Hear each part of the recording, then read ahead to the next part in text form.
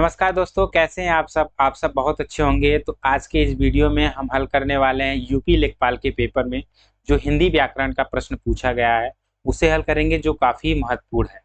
आप लोग इस वीडियो के लास्ट तक जरूर बने रहें। जैसा कि आप देख रहे हैं स्क्रीन पे, जो प्रश्न पुस्तिका सीरीज है ये एच सीरीज है, इसे हम हल करेंगे। तो चलिए हम सीधे प्रश्न पे आते हैं, प्रश्नों को देखते हैं किस प्रकार से प्रश्न पूछा गया है, उसका सही जवाब क्या है। तो चलिए प्रश्न नंबर 1 को हम हल करते हैं, जिसमें पूछा है किस विकल्प में सही विलोम युग्म है। जैसा कि आप विकल्प देख रहे हैं, ए है साँझ दोपहर, बी कृपण दाता, सी दिया है शुष्क और क्षुद्र दिया है, डी जो है प्रसन्न प्रफुल्ल। तो प्रश्न नंबर 1 का जो सही उत्तर होगा वह बी होगा, कृपण का दाता होता है। ये में आप देखेंगे जो साँझ का विलोम होता है वह भोर है और शुष्क का जो विलोम होता है वह आर्द्र होता है, शूद्र नहीं होता है। तो आप इसे ध्यान रखेंगे। फिर चलते हैं अगले प्रश्न की ओर। अगला प्रश्न देख लेते हैं। प्रश्न नंबर 2 में क्या पूछा है? पूछा है कि जीवन पति का समानार्थी शब्द क्या है। आप ध्यान देंगे, समानार्थी शब्द से प्रश्न आया है। विकल्प ए दिया है यमराज, बी दिया है पति या स्वामी, सी दिया है आदमी और डी दिया है महीपति। तो प्रश्न नंबर 2 का जो सही उत्तर होगा वह पहला होगा, ए यमराज जो है जो जीवन पति का समानार्थी शब्द है। फिर चलते हैं अगले प्रश्न की ओर। काफी महत्वपूर्ण प्रश्न है, जिसमें पूछा है जिसे इंद्रियों से अनुभव न किया जा सके अनेक पद के लिए एक शब्द क्या है। आप ध्यान देंगे, यहाँ पूछा है कि ए दिया है अतीन्द्रिय, बी इंद्री, सी इंद्रियेश और डी जो है इंद्रजीत। तो प्रश्न नंबर 3 का जो सही उत्तर होगा वह पहला होगा, अतीन्द्रिय जो है इस प्रश्न का सही उत्तर होगा। फिर चलते हैं अगले प्रश्न की ओर। अगला प्रश्न देख लेते हैं। प्रश्न में पूछा है कि निम्न में से कौन सा शब्द पुल्लिंग है। आप ध्यान देंगे, पुल्लिंग पूछा है। विकल्प आपका दिया है कि ए पूर्ति, बी अभिव्यक्ति, सी विवाह और डी छवि। ध्यान देंगे कि प्रश्न नंबर 4 का जो सही उत्तर है वह सी है, विवाह जो है आपका पुल्लिंग शब्द है। ठीक है, फिर चलते हैं अगले प्रश्न की ओर। अगला प्रश्न देख लेते हैं। प्रश्न नंबर 5। प्रश्न नंबर 5 में क्या पूछा है कि पंखा का बहुवचन क्या होगा। पंखा का बहुवचन विकल्प देख लेते हैं। यहाँ पंखे पंखे यहाँ पे दिया हुआ, फिर पंख दिया है और पंखे। तो आप ध्यान देंगे कि पंखा का जो बहुवचन होगा उसका सही उत्तर है डी पंखे। जब भी आपको किसी शब्द में बहुवचन बनाना है तो किसी जो वर्ड है उसके ऊपर जो है बिंदी लगाओ तभी वो बहुवचन है। ठीक है, तो आप ध्यान देंगे इसका सही उत्तर डी होगा। फिर चलते हैं अगले प्रश्न की ओर। अगला प्रश्न देख लेते हैं। इसमें पूछा है दुशासन का संधि विग्रह होगा। विकल्प ए दिया है दुष्धन शासन, विकल्प बी दिया है दुष्धन शासन और सी दिया है दुहधन शासन, डी है इनमें से कोई नहीं। तो प्रश्न नंबर 6 का जो सही उत्तर होगा वह सी है, दुहधन शासन। कौन सा संधि है? तो आप ध्यान देंगे यह विसर्ग संधि है। ठीक है, तो इसे आप ध्यान रखेंगे। फिर चलते हैं अगले प्रश्न की ओर। अगला प्रश्न देख लेते हैं। प्रश्न नंबर 7 में पूछा है कि निम्न में से किस शब्द की वर्तनी सही है। आप ध्यान देंगे, प्रश्न में पूछा शुद्ध वर्तनी के बारे में दिया है। तो विकल्प ए जो दिया है भाग्यमान, बी दिया है रामायण। आप ध्यान देंगे जो विकल्प है भाग्यमान नहीं होता है, भाग्यवान होता है। रामायण नहीं होता है, रामायण होता है। क्या होता है? रामायण। शुद्ध जो वर्तनी है, शुद्ध वाक्य है वह रामायण है। सी जो है लालायित है, डी जो है वाल्मीकि। आप ध्यान देंगे यहाँ वाल्मीकि दिया है, तो वाल्मीकि को किस प्रकार से लिखा जाता है? ऐसे वाल्मीकि का जो शुद्ध है इस तरीके से शुद्ध वाक्य लिखा जाता है, शुद्ध शब्द। तो इस प्रश्न का सही उत्तर होगा सी जो है लालायित जो है सही वर्तनी शब्द है। ठीक है, फिर चलते हैं अगले प्रश्न की ओर। अगला प्रश्न देख लेते हैं। प्रश्न नंबर 8 में पूछा है कि निम्नलिखित शब्दों पर विचार कीजिए। दिया है विकल्प दिया है अधोगति, बी दिया है उज्ज्वल और सी दिया है विस्मरण, डी दिया है हितैषी। यहाँ दिया है किस विकल्प में सही शब्द शुद्ध है। आप ध्यान देंगे तीसरा जो है विस्मरण, चौथा जो है हितैषी। तो यहाँ आप ध्यान देंगे सी जो है आपका ऑप्शन है तीसरा और चौथा, यह सही है। ठीक है, फिर चलते हैं अगले प्रश्न की ओर। प्रश्न नंबर 9 को देख लेते हैं। इसमें पूछा है कि निम्नलिखित में कौन सा शब्द स्त्रीलिंग नहीं है। आप प्रश्न को बहुत ध्यान से पढ़िए, स्त्रीलिंग नहीं है। कुछ जो है स्टूडेंट जो है गलत करके चले आते हैं क्योंकि प्रश्नों को सही से नहीं पढ़ते हैं। इसमें पूछा है नहीं है, तो यहाँ देखेंगे यामा जो है रचनाएं, रचनाएं जो किसी लेखक या कवि की रचनाएं होती है वह सदैव स्त्रीलिंग में होती है। योजना भी स्त्रीलिंग है, भिक्षा भी जो है आपका स्त्रीलिंग शब्द है। लेकिन संबल जो यहाँ पे है, इस प्रश्न का सही उत्तर डी होगा। संबल जो है यह पुल्लिंग शब्द है।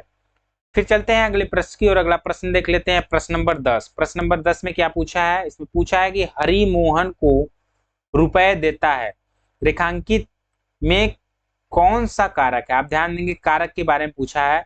जब आप कारक के बारे में पढ़े होंगे, कारक चिन्ह कौन सा है, यहाँ आप ध्यान देंगे कि इसमें जब किसी से पैसे या कोई चीज कोई वस्तु हम लेते हैं या देते हैं तो वहां सदैव जो है कौन सा कारक होता है? तो वहां संप्रदान कारक होता है। तो प्रश्न नंबर 10 का जो सही उत्तर होगा वह सी।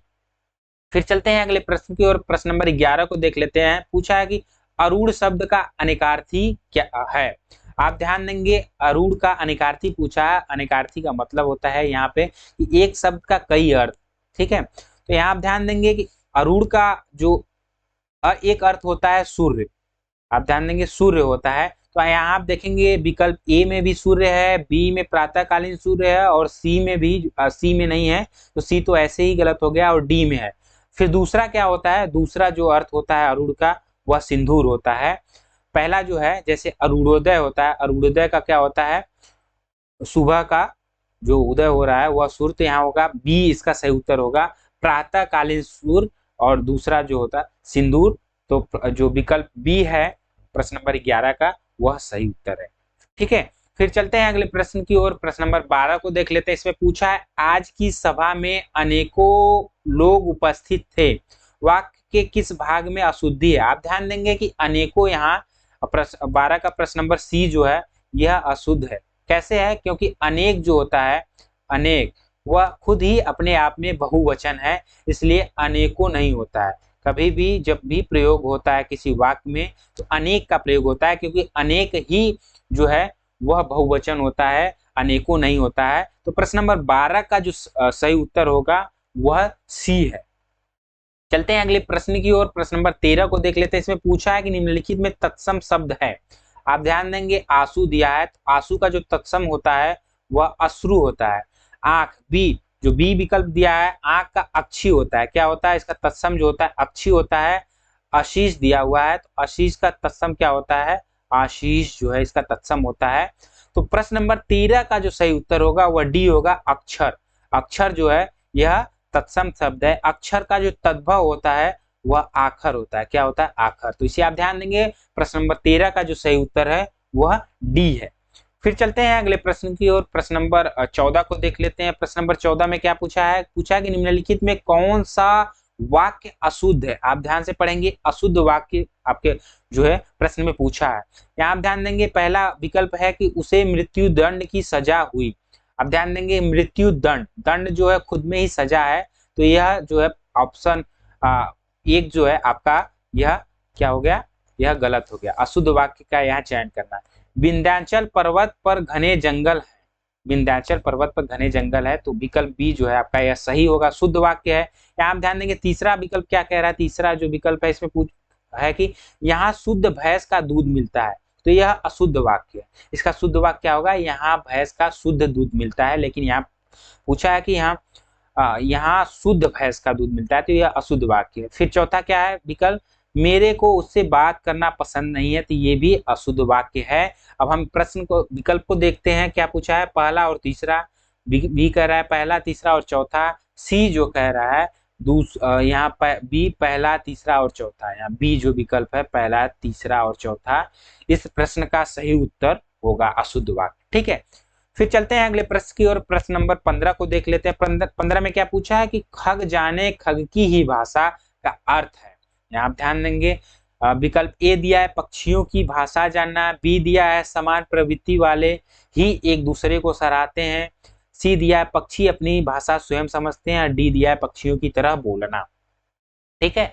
तो प्रश्न नंबर 15 का जो सही उत्तर होगा विकल्प बी होगा, समान प्रवृत्ति वाले ही एक दूसरे को सराहते हैं। ठीक है, फिर चलते हैं अगले प्रश्न की ओर। प्रश्न नंबर 16 को देख लेते हैं। जैसा कि आप स्क्रीन पे देख रहे हैं, प्रश्न नंबर 16 में क्या है, अनुच्छेद को पढ़कर पूरे प्रश्नों का उत्तर दीजिए। जैसा कि आप देख रहे हैं, प्रश्न क्रमांक जो है 16 से 20 तक जो प्रश्न दिए हैं, इस अनुच्छेद से पढ़ के आपको उत्तर देना है। तो आइए अनुच्छेद को हम देख लेते हैं। अनुच्छेद में क्या दिया हुआ है, एक बार आप जब भी आपके एग्जाम में ऐसे प्रश्न आए तो अनुच्छेद को आप ध्यान से पढ़ लीजिए, उसी अनुच्छेद से आपके जो है प्रश्न का सही उत्तर मिलेगा। ठीक है, तो एक बार हम अनुच्छेद को पढ़ लेते हैं, फिर प्रश्नों का जवाब देते हैं। इसमें दिया है कि मनुष्य को निष्काम भाव से सफलता असफलता की चिंता किए बिना अपने कर्तव्य का पालन करना है। आशा या निराशा के चक्र में फंसे बिना उसे निरंतर कर्तव्यरत रहना है। ठीक है, तो हम यहाँ प्रश्न को देख लेते हैं, फिर अनुच्छेद को पढ़ते हैं और प्रश्नों का जवाब देते चलते हैं। प्रश्न नंबर 16 को देख लेते हैं। इसमें पूछा है कि मनुष्य को किस प्रकार कर्तव्य का पालन करना चाहिए।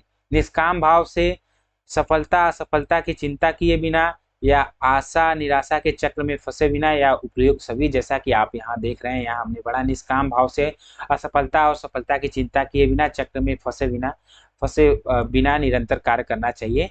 तो प्रश्न नंबर 16 का वैसे भी आप जवाब दे सकते हैं उपयुक्त सभी जो है इस प्रश्न का सही उत्तर होगा कि मनुष्य को जो है निष्काम भाव और सफलता असफलता की चिंता किए बिना, आशा निराशा के चक्र में फंसे बिना जो है कर्तव्य का पालन करना चाहिए। तो 16 का सही उत्तर डी होगा। ठीक है, फिर चलते हैं अगले प्रश्न की ओर। प्रश्न नंबर 17 को देख लेते हैं। पूछा कि मनीषियों ने सफलता की कुंजी किसे कहा है। धन को कहा है, या परिश्रम को, सफलता को, या शारीरिक बल को। तो चलिए हम अनुच्छेद को पढ़ते हैं। अनुच्छेद में देखते हैं, जैसा कि आप यहाँ देख रहे हैं, अनुच्छेद में दिया है कि मनुष्यों ने असफलता को ही सफलता की कुंजी माना है। किसको? असफलता को ही सफलता की कुंजी माना है। तो इस प्रश्न का जवाब हमें इस अनुच्छेद में मिल गया। तो प्रश्न नंबर 17 का सही उत्तर क्या होगा? सी जो है, असफलता को सफलता की कुंजी जो है कहा।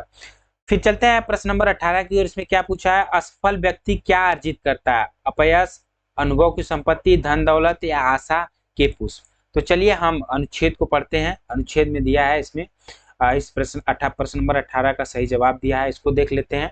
ठीक है, तो इसमें हम देख लेते हैं, इसको पढ़ते हैं। यहाँ दिया है असफल व्यक्ति अनुभव की संपत्ति अर्जित करता है। जैसे ही हम यहाँ आप देखें कि मनुष्य ने असफलता की सफलता कुंजी है, तो उसी प्रकार से यहाँ नीचे आप देखेंगे असफल व्यक्ति अनुभव की संपत्ति अर्जित करता है। किसका?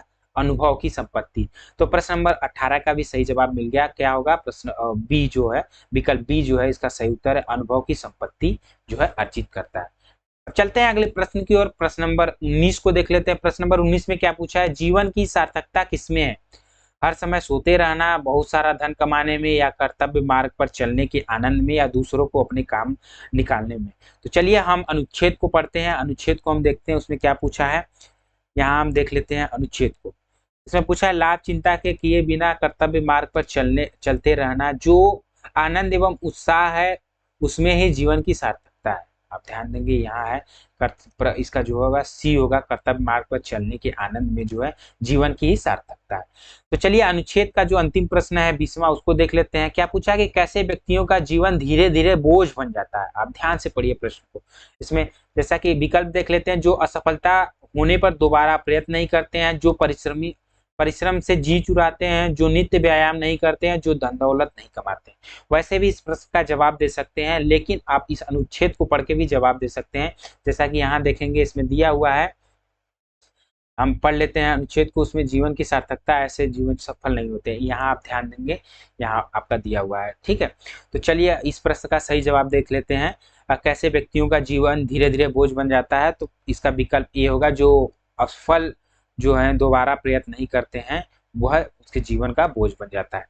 चलते हैं अगले प्रश्न की ओर। प्रश्न नंबर 21 देख लेते हैं। प्रश्न नंबर 21 में क्या पूछा है कि कब्र में पैर लटकाना मुहावरे का सही अर्थ क्या होगा? ए मृत्यु के समीप होना, बी मृत्यु से कोसों दूर होना, सी कब्र के पास बैठना, या डी इनमें से कोई नहीं।